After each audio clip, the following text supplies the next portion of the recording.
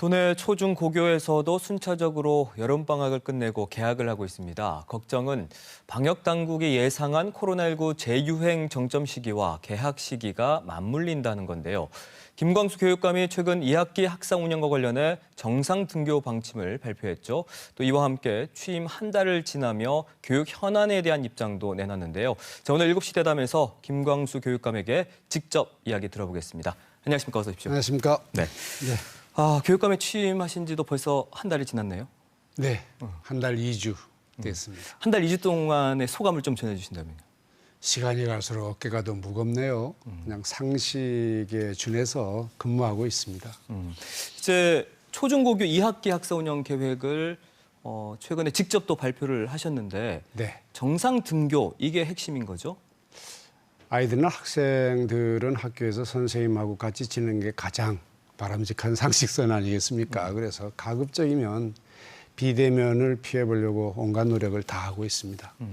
그래서 또 그 학교 방역 집중 점검 기간을 뒀더라고요. 예, 개학 일주일 전하고 개학 후 2주 해서 3주 동안 집중 방역 기간을 설정해서 평상시에도 선생님들이나 학교 공동체가 하고 있는 일입니다마는 좀 더 세심히 살피고 예산이나 인력도 더 투여할 생각입니다. 네.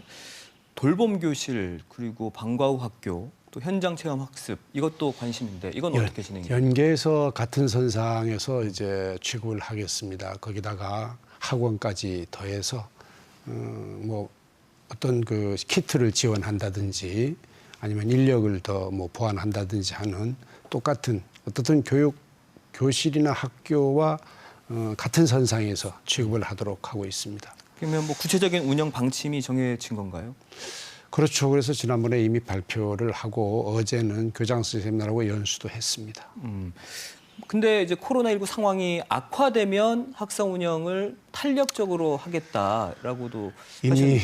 이미 방학 전에도 학교별로 몇 군데에서는 한 학급에 한 10명 이렇게 감염이 된 경우가 있어서 교장 선생님들이 판단하에 학급별로 학급 기준으로 이제 비대면으로 전환한 적도 있었고요. 네. 이게 더 상황이 심각해지면 교육청이 개입해서 상황을 또 판단하고 처리해야 되겠죠. 학교 전체가 뭐 비대면 한다든지 하는 어떤 그 수순을 밟아갈 생각입니다. 그러면 혹시라도 이제 지금보다 상황이 더 악화됐을 경우에 예. 원격 수업으로 전환할 가능성이 그럴 있는 수밖에 건가요? 없다고 판단이 들어서 그렇습니다. 어제가 수능 전 100일이었고 그럼 오늘 예. 이제 99일 남겨둔 예. 상황인데 다음 예. 주면은 또 원서 접수가 시작이 되지 않습니까? 예. 네. 그래서 이제 뭐 방역을 포함해서 수능을 대비한 어떤 준비 이제부터 좀 해나가야 되지 않겠습니까? 예, 맞습니다. 우선 이 더위에 공부하는 학생들에게 위로의 얘기를 전하면서 이번 달 말일에는 모의평가도 있습니다. 예, 그리고 곧 이제 원서 접수가 시작이 되고 얼마 남지 않은 기간 정말 우리 고3 학생들이 그리고 재수생들 열심히 노력해서 소기의 목표를 달성하도록 저도 기원하겠습니다. 뭐 예년과 마찬가지로 그럼 모든 수험생들은 마스크를 쓰고 응시를 해야 되고요. 예, 모든 수험생은 그러고 학교에는 자체적으로 그 환자가 응시할 수 있는 공간도 마련하고 교육청 차원에서는 또 이제 교육청 차원에서도 이제 준비를 하고 그러고 있습니다. 좀 더 구체적으로 듣고 싶습니다. 뭐 예를 들면 코로나19 확진자가 됐을 경우에 뭐 어떻게 응시를 해야 되고 어떻게 또 됐을 경우에는 고사장별로 확진자가 응시할 수 있는 공간이 준비되어 있는 거죠. 뭐 병원 시험장에서 볼 수도 있는 거고. 뭐 원하면 그럴 수도 있겠죠. 알겠습니다. 최근에 만 5살 초등학교 입학 도입 이 논란과 관련해서 박순애 교육부 장관이 자진 사퇴를 했고 또 네. 교육부에서도 정상적으로 추진하기는 어려울 것이다라고 예. 밝혔거든요. 그간의 이제 학제 개편 과정 논의를 다 보셨을 텐데 어떻게 보셨습니까? 지방교육이든 중앙 국가교육이든 역시 소통이 참 필요하겠다는 생각을 했고요. 만 5세 학제 개편 문제는 쉽게 접근할 문제가 아니었다는 것을 느끼게 했습니다. 사전에 우리가 고민해야 될 부분 또는 연구해야 될 부분, 준비해야 될 부분이 상당히 많은 부분이 있어서 그러한 공동체들의 의견 통일이 우선 중요했다 하는 반성을 하게 합니다. 뭐 연구해야 할 부분이라고 하면 예를 뭐를 들수 들어서 있을까요? 5세와 6세를 한 교실에서 공부를 한다는 것은 발달 심리학적으로 볼 때는 과연 이게 맞는 건가 하는 문제가 있습니다. 이제 학자들이 몫이죠. 이게. 그래서 이제 그런 부분은 좀 연구가 돼야 된다는 거죠. 그럼 이건 어떻습니까? 충분히 공론화 과정은 있었다라고 보세요? 거의 없었다고 봐야겠죠? 거의 없어서 지금 이 난리가 난 겁니다. 그래서 심지어는 저희 그 교육감 협의회에서조차도 정말 얘기들이 많이 나왔지 않습니까? 그래서 어떻든 지금은 이미 얘기가 끝난 상태나 다름없어서 저도 이제 더 얘기하고 싶은 생각이 없습니다. 이제 관련해가지고 교육감께서는 반대 입장을 분명히 하셨고 예. 네, 그러면서 돌봄 시스템 등 좀 점검해야 할 것도 예. 또 필요한 부분이 많다라고 하셨거든요. 그럼 제주의 지금 현재 돌봄 시스템 어떻게 진단하고 계십니까?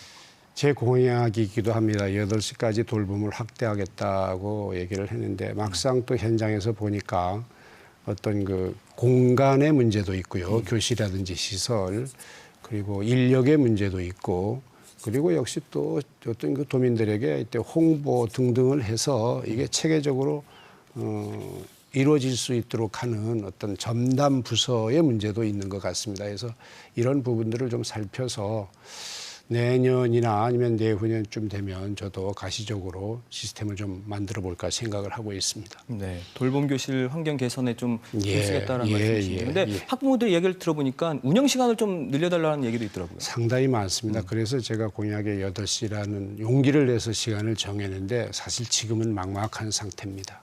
네, 알겠습니다. 교육감께서는 또 그 학력 진단을 추진하겠다라고 하셨습니다. 추경안에도 보니까 관련 내용이 있었던 걸로 알고 있는데 그럼 2학기부터 본격적으로 추진이 되는 겁니까? 그러니까 이제 그 국가법으로 결정된 기초학력지원센터가 이제 우선 교육청에 만들어져야 됩니다. 여기에 따라서 이제 그 학력 종합 클리닉 센터가 이제 지원청에 시교육청에 이제 생각을 하고 있습니다. 네.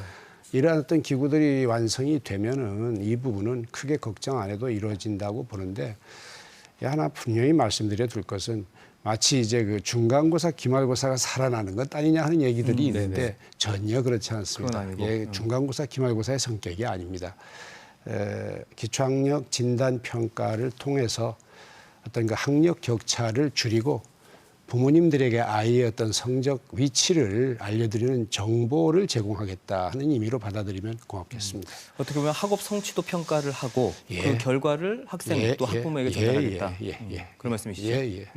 뭐 선생님도 알아야 되겠고 교장 선생님도 알아야 되겠죠. 그러나 교육청까지는 알려고 하지 않겠습니다. 비교가 되기 때문입니다.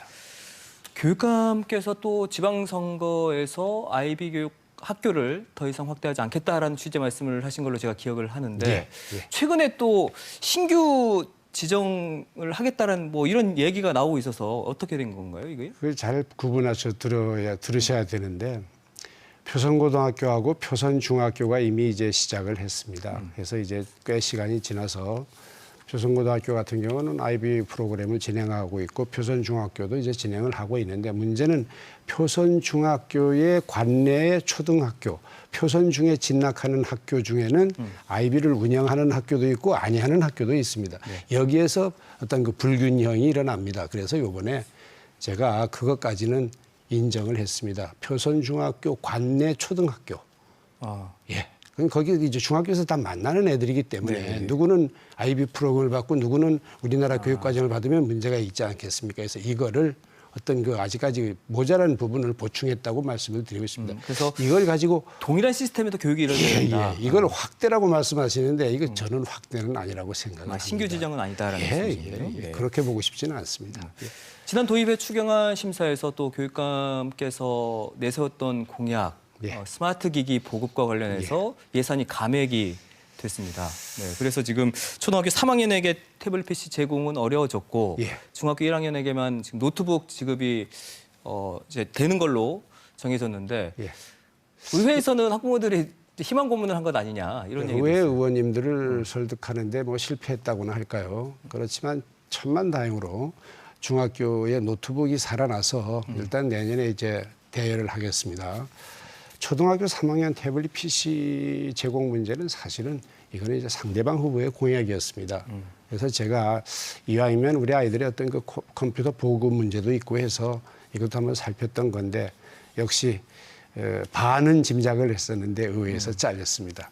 부분은 좀 아쉽겠네요. 앞으로 이제 더 의원님들도 좀 설득을 하고 뭐 필요하면은 뭐 조례 같은 것도 필요하면 만들고 해서 우리 학부모님들이 실망하지 않도록 제가 최선을 다하도록 하겠습니다. 네, 알겠습니다. 제주도정과의 관계도 여쭙겠습니다. 취임 네. 이후에 오영훈 도지사와 친환경 학교 급식비 인상 여기 합의를 해서 같이 또 학교 급식을 드시는 모습이 나오던데 보기도 좋았습니다. 근데 이제 그럼 앞으로 이렇게 제주도정과의 협치 기대해 볼 수 있을까요? 기대하셔도 됩니다. 예, 저는 도정과 어떤 그 엇박자는 없을 거라고 생각을 합니다. 왜냐하면 우리 아이들에게 결코 도움이 안 됩니다. 그리고 저는 정치적이지도 않습니다. 그리고 정말 지난번에 우리 지사님께서 통 크게 그 24% 급식비 인상을 해주셔가지고 40%는 교육청이 분담하고 60%는 이제 도청이 분담하는 내용입니다만 어떻든 제 공약 한 건이 해결이 되어서 감사하게 생각을 하고 있습니다. 네, 그래서 또 여쭙겠습니다. 예. 교육감께서는 지난 선거 당시에 서귀포시 우회도로 사업에 대해서 지지한다라는 입장을 예. 밝히셨는데 뭐 지금도 반대하는 분들은 분명히 계세요. 예, 예. 그래서 이와 관련해서 도교육청에서도 제주도정과 협의를 하고 있는 것으로 알고 예, 있는데 예. 이게 대체부지 문제로 쉽지 않은 상황이다 이런 얘기도 들립니다. 맞습니다. 대체부지를 저희 그 학생문화원의 일정 부분 부지가 도로로 들어가기 때문에 저희들은 당당히 이게 요구해야 될 부분입니다. 그래서 아마 잘 협조가 되지 않을까. 되면은 도로도 쉽게 이제 만들어지고 잘 되리라고 저는 기대를 하고 있습니다. 잘 협조가 되겠다, 뭐 될 것이다 기대한다라는 건 어떤 의미인가요? 이제 대체되는 비상시에 저희 학생문화원을 지을 터를 근데 이제 이미 도에서 약간 추천해준 그 부분이 부지가 좀 있지 문제가 않나요? 있어서 협의 중입니다. 네, 그게 뭐 되면 다행이지만 앞으로 계속 협의를 해봐야 되겠습니다. 네. 자, 그럼 연말까지 중점적으로 추진할 교육 정책 뭔가요? 예. 일단 제 공약을 좀 다듬고 제가 말씀드린 올바른 인성과 생각하는 어떤 힘 이게 곧 학력인데 이 기반을 잡도록 하겠습니다.